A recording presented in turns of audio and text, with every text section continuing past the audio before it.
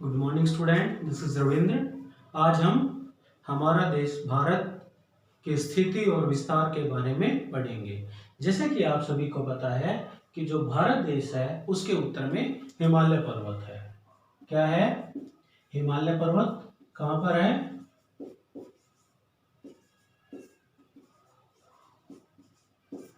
भारत देश के उत्तर में हिमालय पर्वत है। और जो पूर्वी क्षेत्र है वहां पर है बंगाल की खाड़ी।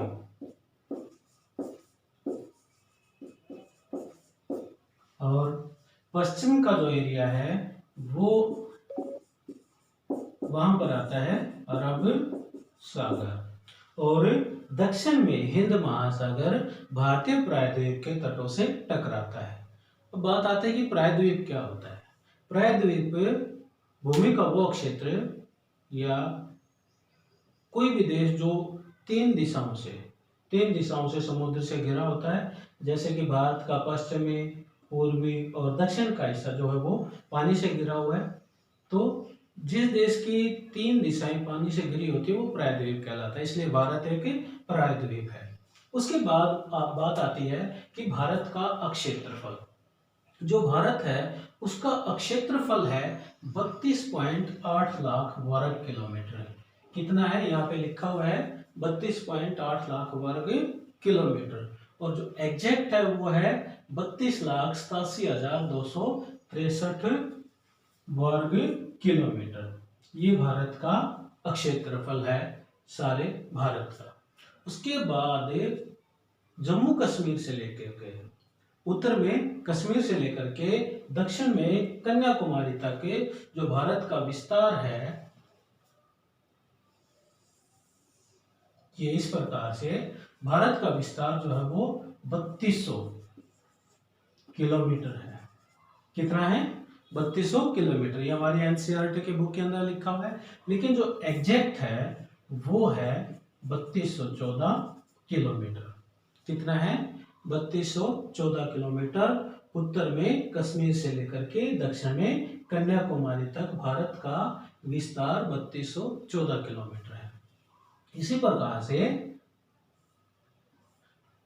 पश्चिम से लेकर के पूर्व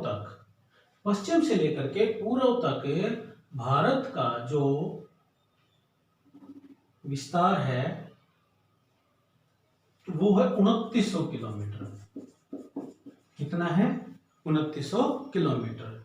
ये हमारी एनसीईआरटी के बुक के अंदर लिखा हुआ है, लेकिन जो एग्जैक्ट है वो है 2933 किलोमीटर। कितना है? 2933 किलोमीटर।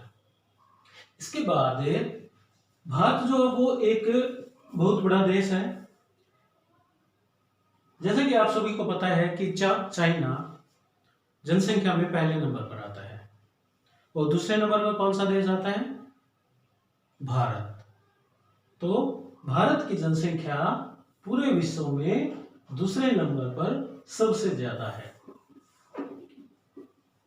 दूसरे नंबर पर कौन से देश की जनसंख्या है? भारत की। और पहले नंबर पर चाइना की। फिर जो कर्क रेखा है, कर्क रेखा भारत के मध्य से गुजरती है। देखिए ये हमारी पृथ्वी है। पृथ्वी जैसे कि आप सभी को पता है गोल होती है।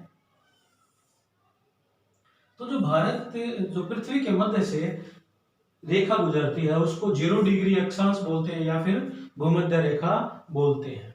23.5 डिग्री पर जो रेखा गुजरती है उत्तर में उसको हम कर्क रेखा बोलते हैं। और ये कर्क रेखा भारत के मध्य से गुजरती है। तो ये जो कर्क रेखा है भारत के मध्य से गुजरती है।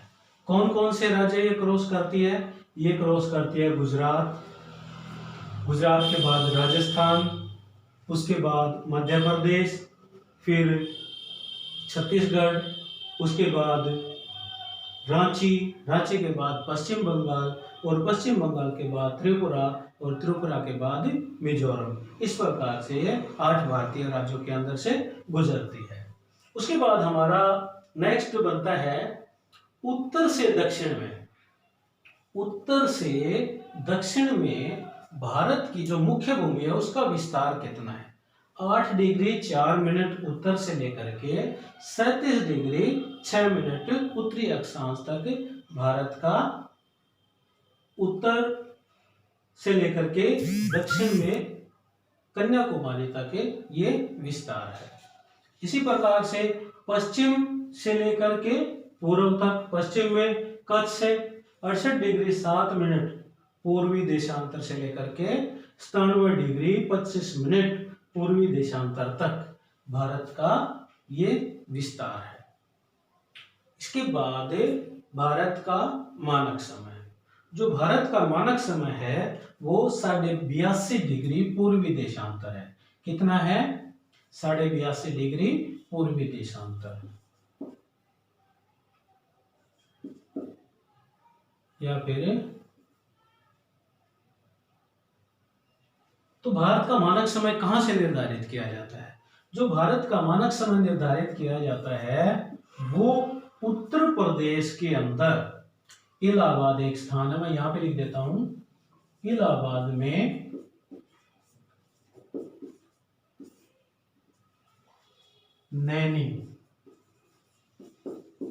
नैनी नामक एक स्थान है जहां से भारत का मानक समय निर्धारित किया जाता है।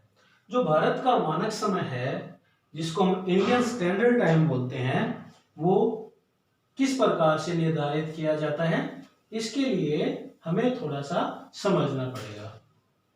देखिए, ये हमारी पृथ्वी है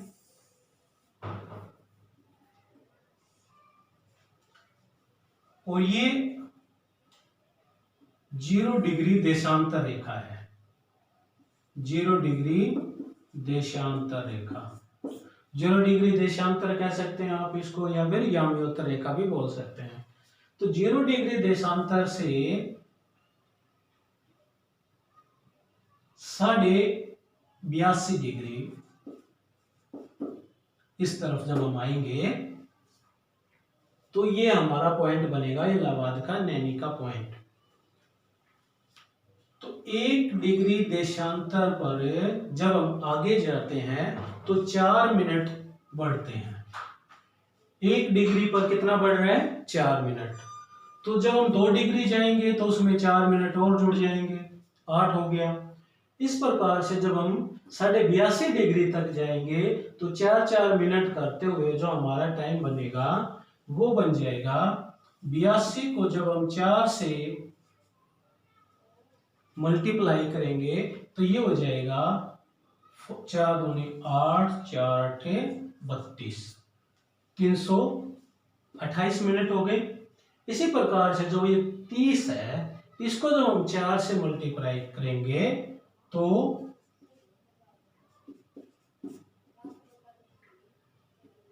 4 0 0 120, तो ये हमें 120 सेकेंड प्राप्त होंगे।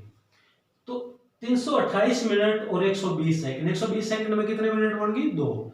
तो 328 और प्लस 2 कितना हो गया? 330। तो ये हमारी टोटल 330 मिनट हो गई है। तो ये जो टोटल 330 मिनट हैं जब इनको हम घंटों में बदलेंगे तो ये कितनी हो जाएंगी? 6 5 जा 30, फिर 3 बच गया, नहीं चलेगा तो पॉइंट लगाएंगे, 0 हो जाएगी, 6 5 जा, ठीक है, 5.5। हम इसको इस प्रकार से भी लिख सकते हैं, इस पॉइंट के नाम का यहाँ पे हम 0 लिखेंगे तो 5 + 5 ये हो जाएगा, और इसको जब हम इस प्रकार से लिखेंगे तो 5.3 हो जाएगा 0। तो ये हमारा क्या हो जाएगा? 5.5 घंटे का अंतर हो जाएगा 0 डिग्री देशांतर से 82.5 डिग्री तक। तो जो 0 डिग्री देशांतर है वो इंग्लैंड के अंदर ग्रीनविच से हम निर्धारित करते हैं। ग्रीनविच से जब हम इस साइड जाएंगे 0 डिग्री देशांतर इस साइड तो +4 मिनट होता चला जाएगा 1-1 डिग्री पे, और जब हम इधर आएंगे तो माइनस होता चला जाएगा 1-1 डिग्री पे। जब हम पश्चिम की साइड आएंगे तो माइनस होता चला जाएगा, 0 डिग्री देशांतर से जब पूर्व की तरफ जाएंगे तो ये प्लस होता चला जाएगा 1 डिग्री पर 4 मिनट। तो 5.5 घंटा हमारा दूरी बनती है 0 डिग्री देशांतर से हमारे यहाँ तक। तो जब जैसे कि हमारी किताब के अंदर लिखा हुआ है, अगर इंग्लैंड के अंदर ग्रीनविच के अंदर दोपहर के 12 बजते हैं तो भारत के अंदर शाम के 5:30 बजते हैं, वो यही कारण है। तो उसके बाद एक यहाँ पर लिखा हुआ है मैंने IST। IST होता क्या है? Indian standard time. INDIAN Indian STANDARD standard time. GMT का मतलब होता है ग्रीनविच।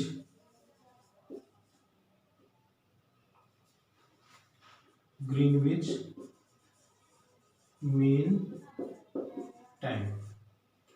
तो पूरे विश्व के अंदर जो समय का निर्धारण किया जाता है वो इसी आधार पर किया जाता है और फिर पूरे विश्व के अंदर इसी मानक को अपनाया जाता है। लेकिन यहाँ पर भी एक ऐसा देश है जो इस मानक को नहीं अपनाता, वो देश है उत्तर कोरिया।